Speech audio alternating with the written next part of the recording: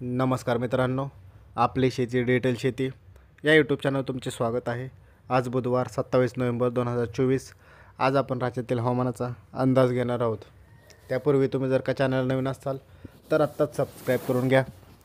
आपण या चॅनलवरती असे रोजचे हवामानाचे अंदाज देत असतो। चला तर मग आजच्या व्हिडिओला सुरुवात करूया। मित्रांनो, आज राज्यातील काही जिल्ह्यांमध्ये ढगाळ वातावरण आपल्याला पाहायला भेटणार आहे। त्यामध्ये आपण कोकणातील रत्नागिरी आणि सिंधुदुर्ग जिल्हा पाहू शकतो। या भागांमध्ये आज आपल्याला ढगाळ वातावरण हे पाहायला भेटणार आहे। आपण जर का पाहत असाल तर आपल्याला दिसेल की येथे आज ढगाळ वातावरण हे राहणार आहे। सिंधुदुर्ग जिल्ह्यामध्ये सुद्धा आज ढगाळ वातावरण आपल्याला पाहायला भेटू शकते। त्याबरोबरच पश्चिम महाराष्ट्रातील कोल्हापूर जिल्ह्यामध्ये आज काही भागांमध्ये आपल्याला हलक्यासरी ढगाळ वातावरण हे असे पाहायला भेटणार आहे। विखुरलेल्या स्वरूपाचे ढगाळ वातावरण असेल।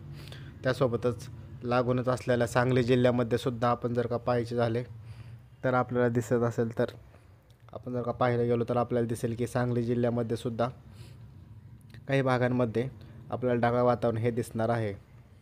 सांगलीच्या आसपासच्या भागांमध्ये आज दुपारून ढगाळ वातावरण हे राहू शकते। पावसाची शक्यता फार कमी आहे। फक्त ढगाळ वातावरण हे या भागांमध्ये आपल्याला राहताना दिसणार आहे। त्यासोबतच पाहायचे झाले तर सोलापूर जिल्ह्यातील अकलूज, पंढरपूर, सांगोले, मोहोळ, अक्कलकोट या भागांमध्ये आपल्याला ढगाळ वातावरण पाहायला दिसणार आहे। आपण जर का पाहायचे झाले सोबतच धाराशिव जिल्ह्यातील तुळजापूर, वैराग, बार्शी या भागांमध्ये सुद्धा आज आपल्याला विखुरलेल्या स्वरूपाचे असे ढगाळ वातावरण हे पाहायला भेटणार आहे।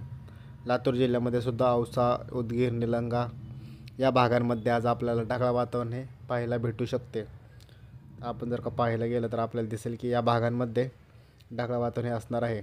त्यासोबतच सातारा जिल्ह्यातील काही भागांमध्ये सुद्धा वडूज, मायणी या उंब्रज या भागामध्ये सुद्धा आपल्याला आज ढगाळ वातावरण हे पाहायला भेटत आहे। कराड आणि पाटणमध्ये सुद्धा आज आपल्याला ढगाळ वातावरण हे पाहायला भेटू शकते। त्यासोबतच पाहिजे झाले तर पुणे जिल्ह्यामध्ये सुद्धा काही भागांमध्ये ढगाळ वातावरण थोडाफार प्रमाणात आपल्याला पाहायला भेटणार आहे। त्याबरोबरच अहिल्यानगरमध्ये सुद्धा येथील राहुरी, घोडेगाव, संगमनेर, गंगापूर या भागांमध्ये सुद्धा आज आपल्याला ढगाळ वातावरण हे पाहायला भेटू शकते। विखुरलेल्या स्वरूपाचे हे ढगाळ वातावरण असणार आहे। पावसाची शक्यता फार कमी आहे। फक्त ढगाळ वातावरण राहू शकते। आज दुपारून असणार आहे। उत्तर महाराष्ट्रातील धुळे आणि जळगाव जिल्ह्यामध्ये सुद्धा आपण जर का पाहायचे झाले तर आपल्याला दिसेल की या भागामध्ये सुद्धा आपल्याला ढगाळ वातावरण काही प्रमाणात पाहायला भेटणार आहे। आपण जर स्क्रीनवरती पाहत असाल तर आपल्याला दिसेल की काही भागांमध्ये ढगाळ वातावरण राहणार आहे। अकोला जिल्ह्यामध्ये सुद्धा थोड्याफार प्रमाणात आज आपल्याला ढगाळ वातावरण हे पाहायला भेटू शकते। अमरावती जिल्ह्यामध्ये आज स्वच्छ असे आकाश राहणार आहे। अमरावती जिल्ह्यामध्ये कुठेच आपल्याला ढगाळ वातावरण हे पाहायला भेटू शकणार नाही आहे। जर का राहिलेच तर यवतमाळ आणि वाशिम जिल्ह्यामध्ये आपल्याला आज ढगाळ वातावरण हे पाहायला भेटणार आहे। यवतमाळ जिल्ह्यामध्ये आज विखुरलेल्या स्वरूपाचे असे ढगाळ वातावरण असणार आहे।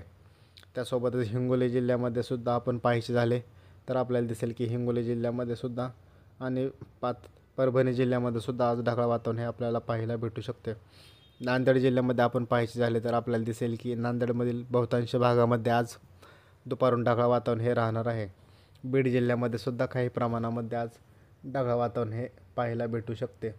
आपण जर का पाहत असाल तर आपल्याला दिसेल की बीड जिल्ह्यात काही भागांमध्ये आज ढगाळ वातावरण हे राहणार आहे। लातूर जिल्ह्यामध्ये सुद्धा ढगाळ वातावरण राहू शकते। धाराशिव जिल्ह्यामध्ये सुद्धा काही प्रमाणात आज आपल्याला ढगाळ वातावरण हे पाहायला भेटणार आहे। हवामान विभागाने तसा अंदाज आज दिलेला आहे।